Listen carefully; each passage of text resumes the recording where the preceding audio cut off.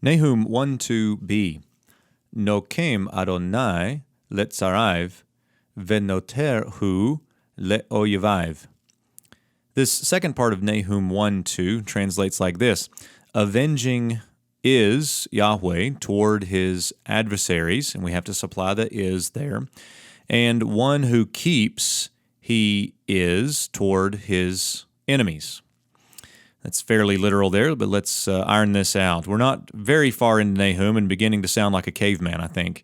Let's check this one out and iron it out a bit. We begin with the call participle masculine singular again, as we saw in the last video. It is, again, a verbless clause, so we have to supply the to be in English, the to be verb in English. Avenging is the Lord.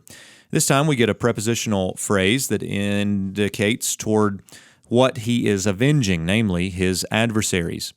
Notice that the pronominal suffix here is the 3ms suffix, but on the plural noun. So we get his singular, adversaries with a plural noun.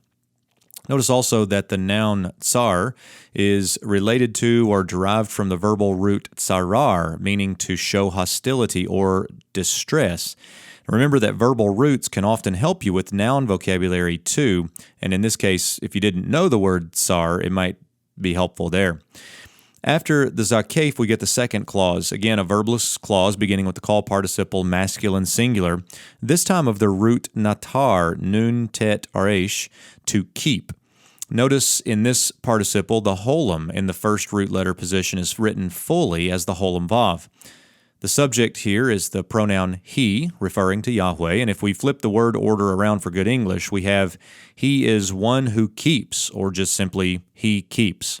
Notice the durative nature of the participle keeps rather than he kept.